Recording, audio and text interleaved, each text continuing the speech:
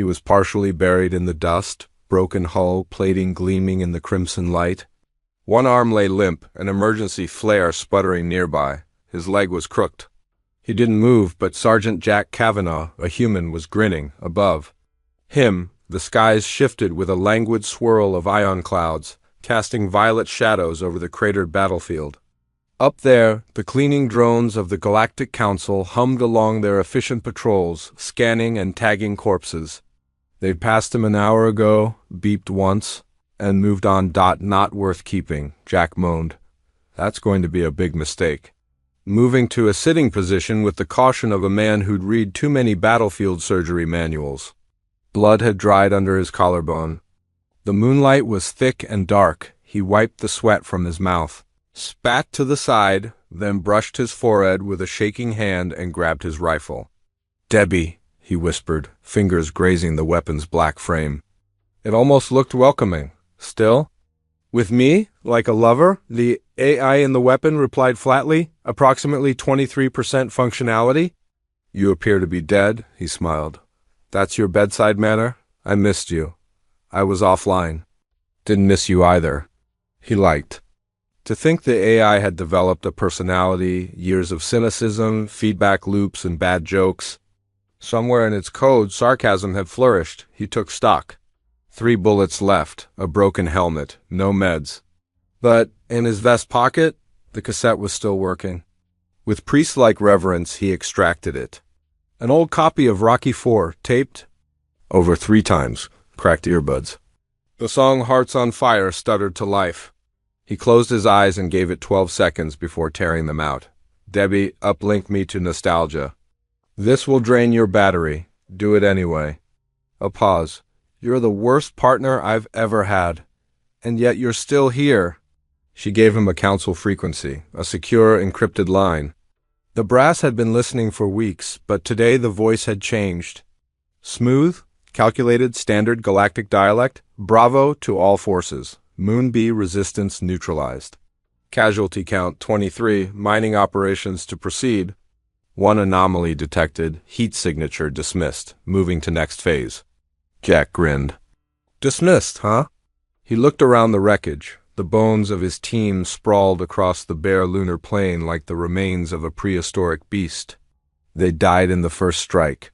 He'd survived behind a downed transport, luck, bad luck, or just a bad bladder. He stood, slowly, leaning on his rifle like a cane, glass crunched beneath his boots. He passed the helmet of Captain Mallory, jaw clenched in death. Mallory had saved his life 3 times. Jack had only returned the favor twice. "Sorry, Cap." He limped toward a ridge, the air thick with ozone and ash. Council drones glided above, efficient, soulless. At the top, he found what he was looking for. Half a cum's dish, just intact enough to cannibalize Dot with gritted teeth and a soldering. "Iron," he began. Debbie groaned. "You're jerry-rigging council hardware with chewing gum." "Chewing gum is humanity's most underrated tech. Species have gone extinct for less." He bridged the exposed data node to his rifle's uplink. Wires sparked, his Walkman ignited briefly. For a second, he thought it would melt through his leg. Then, a blinking green light. Data flooded his scope. Deployment maps, resource logs, encrypted memos, and one reclassification notice, Earth, downgraded. From protected species origin to key extraction zone. Ocean siphoning. Atmospheric harvest. Global dismantling. He sat back, heart pounding. I knew they were bastards, but damn. A new voice came through. Council Admiral, confident, arrogant. Proceed with cleansing. Resistance 0. Risk profile, minimal. Jack looked at the moon's horizon. Bleak. Beautiful. "Let's make some noise, Debs. You have less than 3% survival probability." He laughed. "Then I've already won," he piggybacked a quiet logistics channel. "Not a distress call, just an audio clip, no encryption." A ticking reminder. He sent it straight to the Admiral's flagship. Then the dish exploded. He didn't flinch. Ashes of his team around him. Bones cracked, but his mind, razor sharp, 3 bullets. 1 AI, enough resentment to power a war. The Council thought they'd sterilized a battlefield. They'd left behind a ghost, vengeful, armed, and very, very human. He adjusted his coat and looked at the stars. You wanted silence, boys? He muttered. Well, I'm sending a mixtape. He leaned back. A little blood, nothing new, looking up at the rock above him. The dusty stars weren't just watching. They weren't passive anymore. He wasn't just surviving. He was changing the story, one hack, one prank, one battlefield. Mixtape at a time. This wasn't revenge. Not really, Dot. It was revolution, Dot, and it was only beginning. Outside, the mining skiff lurched to a stop. The bunker, Jack's bunker, was made of dust and cracked alloy. The rust-colored moon had become his latest base. Dot, rocks scattered as wind howled past. Static buzzed. Jack remained focused on his work, rewiring a detonation cap with a Twix wrapper, Debbie, and a hanger. Who's at the door? He whispered, cutting a final cable. Mysterious alien life, Debbie reported. Elevated body mass index. Poor emotional control. Several Elvis songs in bloodstream. I apologize for the volume. A loud, dramatic voice echoed from the gravel outside the entrance tunnel. But I prefer a grand entrance. Jack stood, not allergic to drama. Weapon in hand, the door hissed open like a dying cat trying to meow. And waddled a squat, gray-skinned alien with a belly leading the way. He wore a flaring sequin jacket and a bobbing antenna glowing to a familiar beat. Jack froze.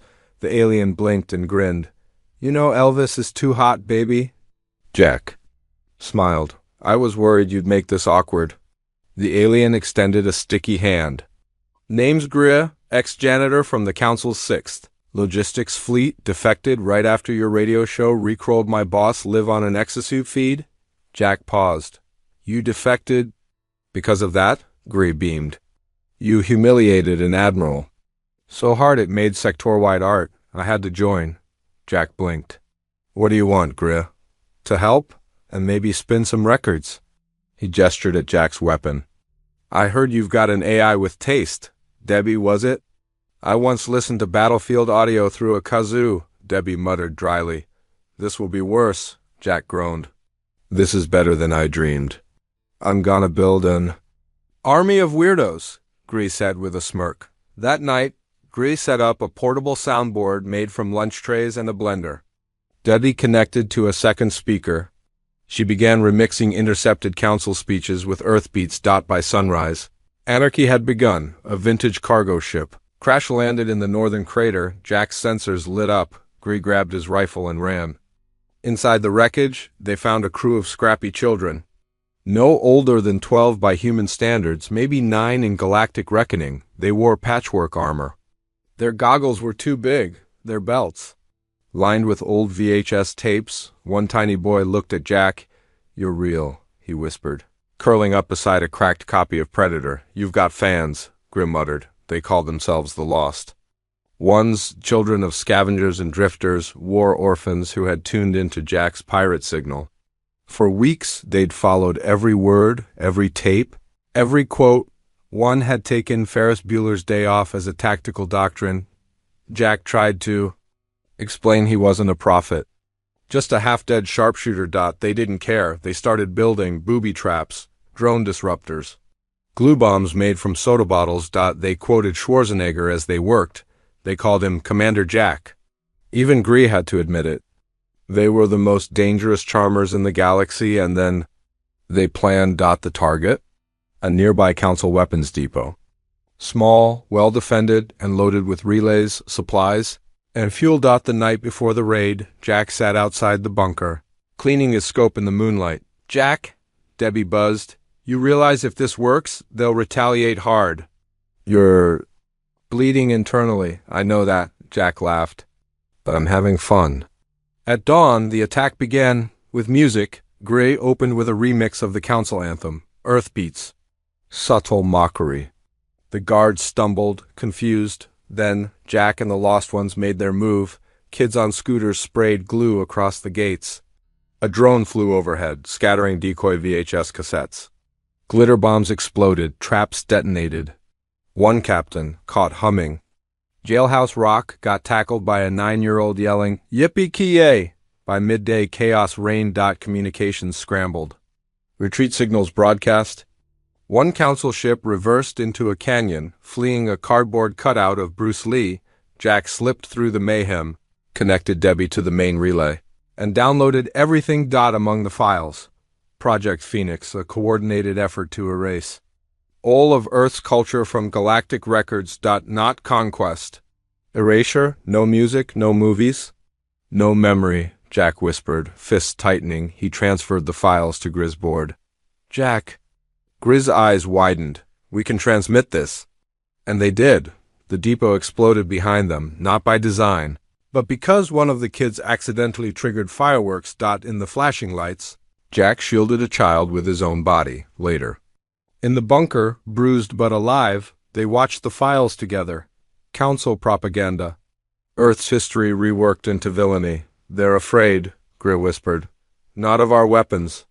Jack nodded. They should be, of our weirdness. He reloaded his rifle. Looked up at the stars. They weren't forming an army. They were lighting a fuse. The council wouldn't burn from a missile. It would burn from a mixtape, a DJ, a sniper, and a crew of weird little rebels.